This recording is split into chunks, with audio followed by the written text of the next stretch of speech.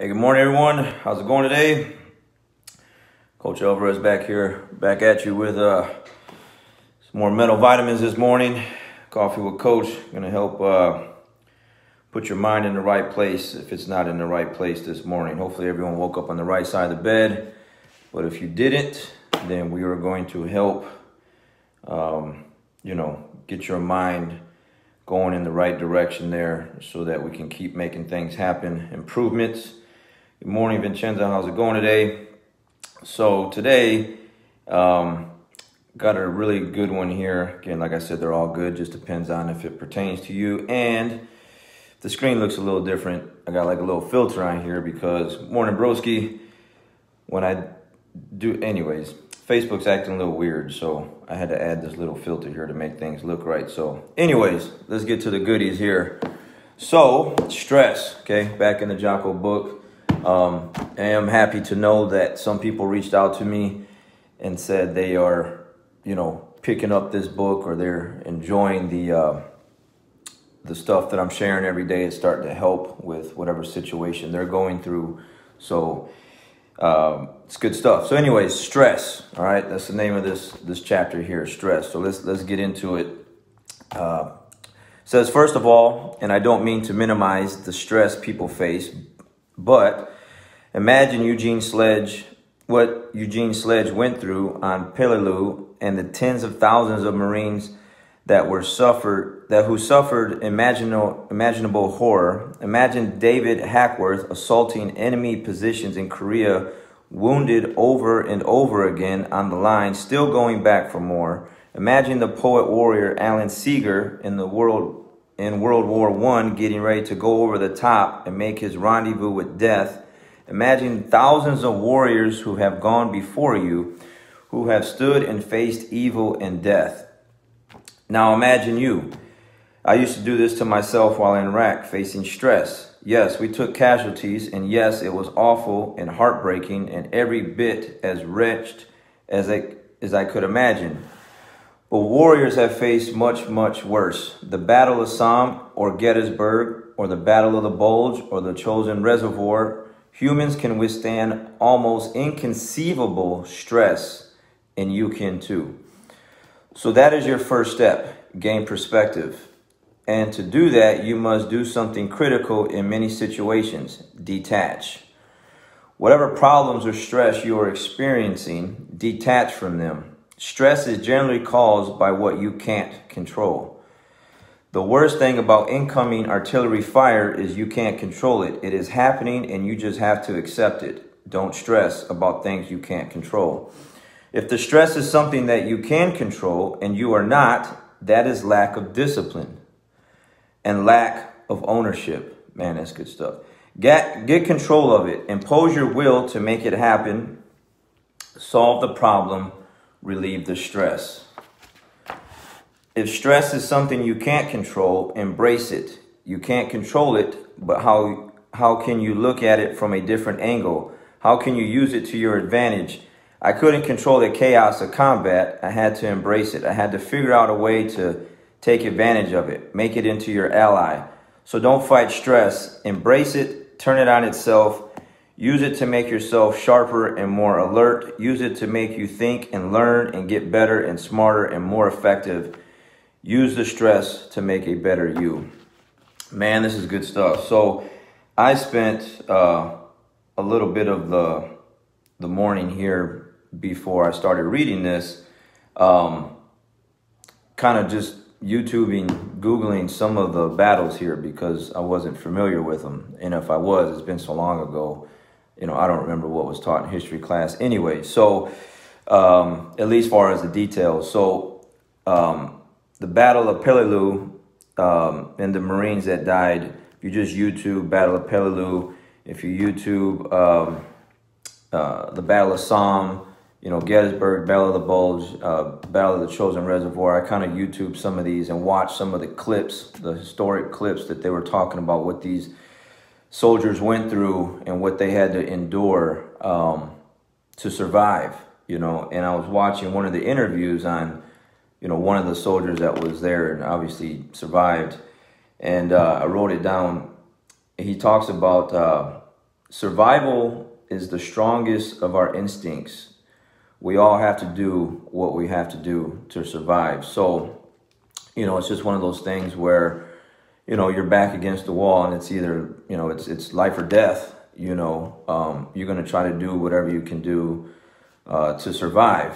And most of the time, you know, if you're in a position to survive, you will survive because those instincts will take over. You'll just do what you have to do. So it's really good stuff. I'm going to go back and watch some more of these videos and kind of get a little bit more history, you know, on some of these battles that happened, because I love history. I love history. I like movies like that.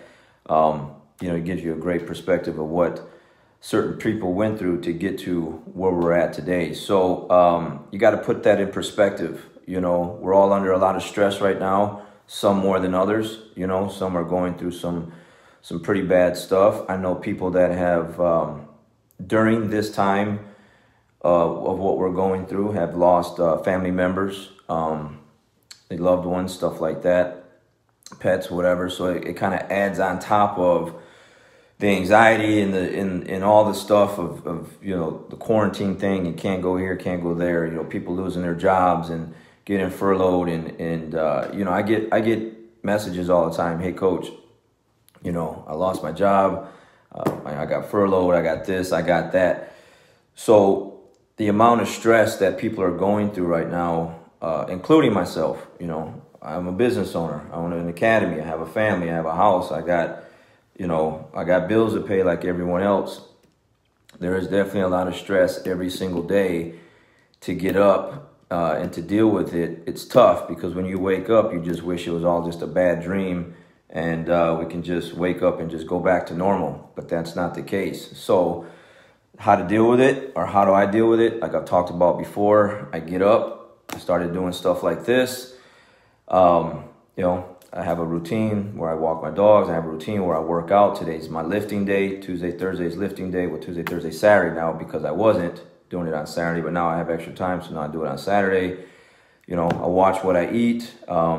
Gain some weight for sure. I'm not burning the calories that I used to, but I'm still in shape. Okay, I'm still in shape. A little heavier than I'd like to be, but I'm definitely in shape.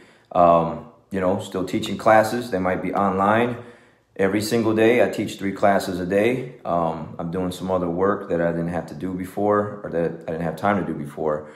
I am definitely trying to stay busy and keep my mind in the right place. I remember one Saturday, I think it was like 2 Saturdays ago, you know, I didn't come home for like 4 hours. I don't know. I taught kids class, taught the adult class online, hit the heavy bag for a little bit, so we got heavy bags in the other room, hit some weights, rode the assault bike. I don't know. I just had a lot going on in my mind, and I just didn't want to come home, because when I come home sometimes everything stops, and once I sit down, you kind of, everything starts to attack you. So I just try to stay busy. So try to do something. Okay, sitting at home, even though we're, you know, some of the restrictions are lifted and stuff like that, depending on where you're at and where you catch this, you gotta get up and make some things happen. You gotta stay occupied. You know, there's opportunities to get better at other things that maybe you didn't have time to do before. I've already talked about all this stuff, but it's always good to hear it again. Handle the stress that you're going through, and then watch some of these, you know, look up the Battle of Peleliu and Somme and Gettysburg, and just kind of watch what these guys went through back then. And I think it'll kind of put things in perspective. Like, you know, to storm a beach, some island in the other part of the world, and don't know what's in front of you.